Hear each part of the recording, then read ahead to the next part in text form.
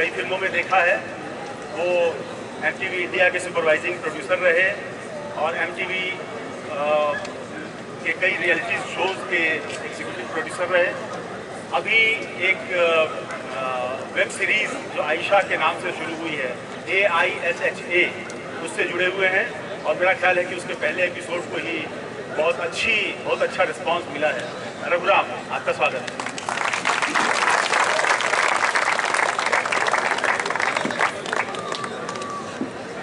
नमस्कार। मुझे पता नहीं था मेरा इतना लंबा इंट्रोडक्शन हो जाएगा। आप लोगों को किसी ने बोला है प्रमोट करने के लिए हमारे शोज को। मुझे ऐसा लगा। Please ignore what has been said about me. यहाँ एक बहुत ही अच्छा भरतनाट्यम परफॉर्मेंस हुआ था, जिसके बाद एक क्लैरिफिकेशन देना पड़ा था कि वहाँ उसके कंटेंट को आप एंडोर्स नहीं करते। मैं तो बहुत बड़ा अधर्मी हूँ, मगर मैं आपको बताना चाहता हूँ कि मैं दूसरा स्पेक्ट्रम का दूसरा कोना हूँ। मेरे आने से काफ़ी लोग नर्वस हुए होंगे यहाँ पर। मैं उनको बताना चाहता हूँ कि मेरी भाषा वैसी नहीं है जैसा आप सोचते हैं।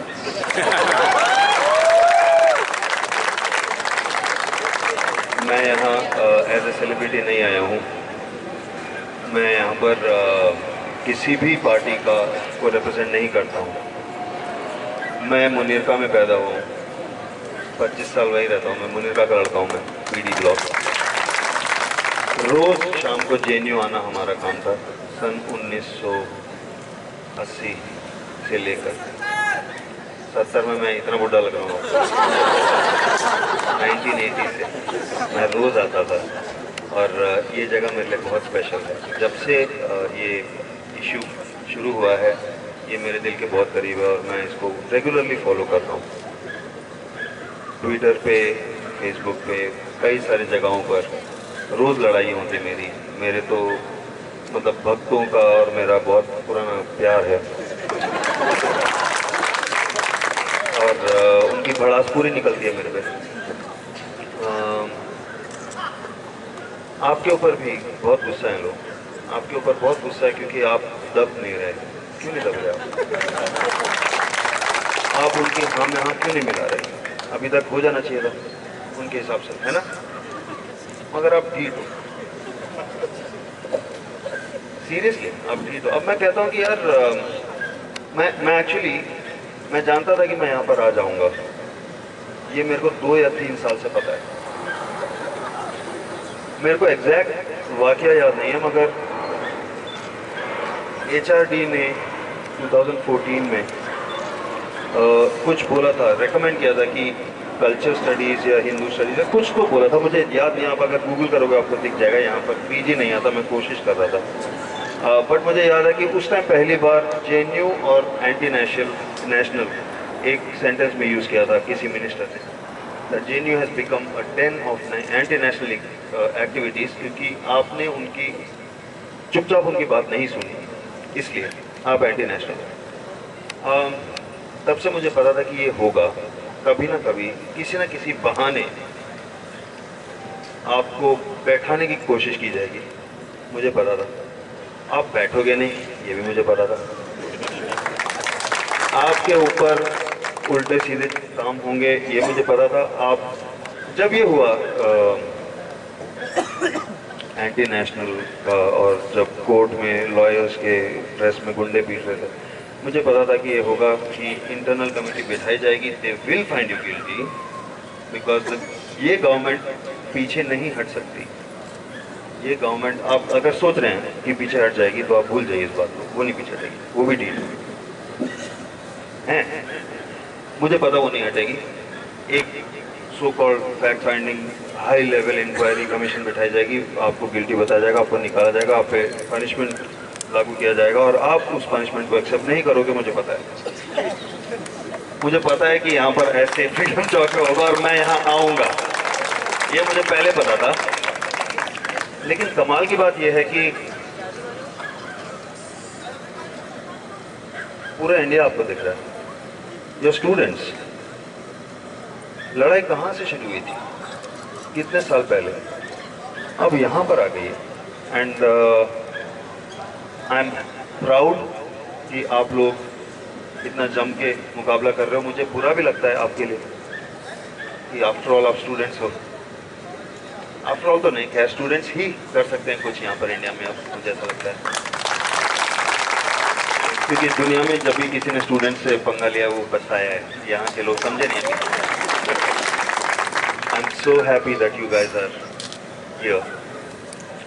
एक ज़्यादा टाइम नहीं लूँगा एक्चुअली। मेरे पास इतना कुछ है कहने के लिए, I am not prepared with anything, not even a song और एनीथिंग, बट मैं जो भी बोलूँगा दिल से बोलूँगा। I am sure there are better speakers and anything, I am just a Munir का बॉय। एक आपकी अदालत करके शो आती है, वहाँ नरेंद्र मोदी जी का एक इंटरव्यू हुआ था इलेक्शन से पहले 2014 में। उन्होंने बोला था कि ये कांग्रेस मनमोहन सिंह की गवर्नमेंट जो है वो पाकिस्तान के साथ, आपकी क्या मतलब, हाउ डू यू एग्री कि वो जो कर रहे ठीक कर रहे? उस टाइम मुझे ये उनका जवाब आज तक भूलता नहीं हूँ मैं। उन्होंने पूछा था कि आप अगर उनकी जगह होते आप क्या करते? नरेंद्र मोदी ने लव लेटर वाला ही डायलॉग बोला, बट उनकी शुरुआत की थी उन्होंने, जो मैंने गुजरात में किया।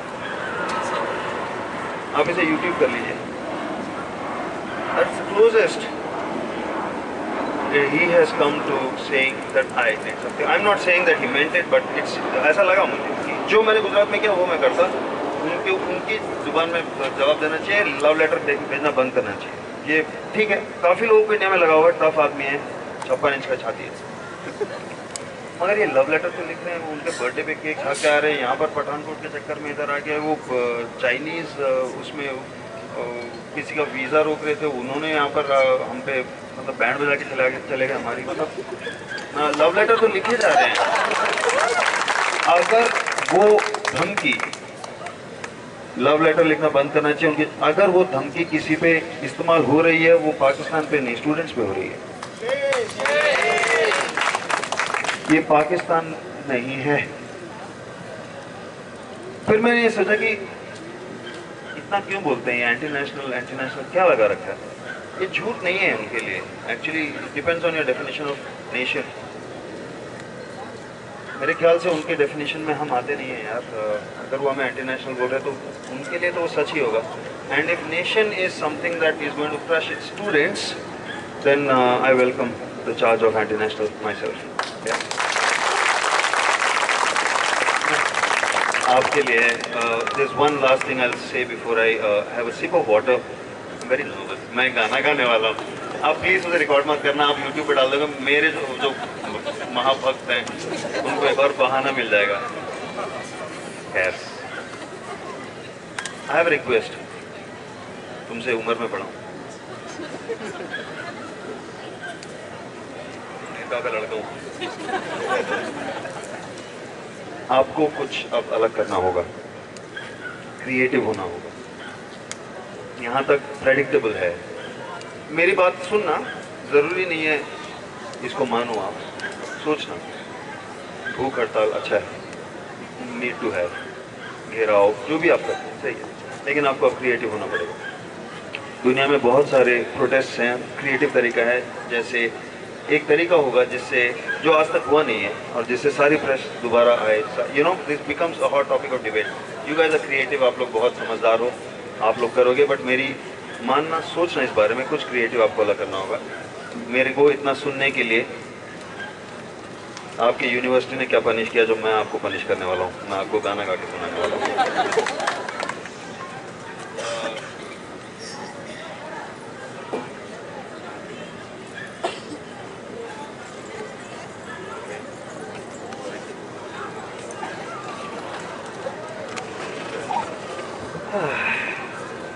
थैंक यू, हो गया।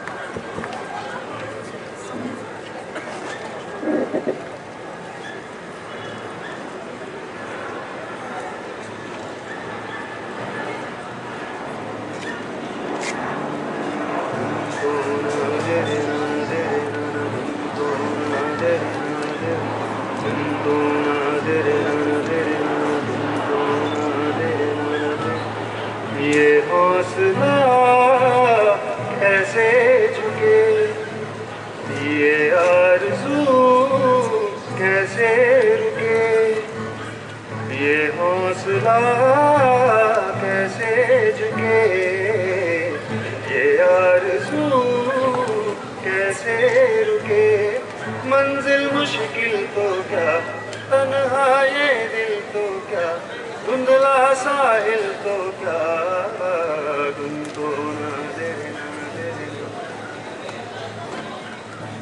तुम तो ना देना देना, तुम तो ना देना देना। राह पे कांटे बिखरे अगर उन पे तो फिर भी चलना ही है, शाम छुपा दे सूरज मगर रात को एक दिन ढलना ही है, रुत ये ढल जाएगी, हिम्मत रंग लाएगी, सुबह फिर आएगी, तुम तो ना देना ना देना, तुम तो ना देना ना देना। ये हौसला कैसे झुके, ये आरज़ू कैसे रुके, मंजिल मुश्किल तो क्या, धुंधला साहिल तो क्या, तन्हा ये दिल तो क्या।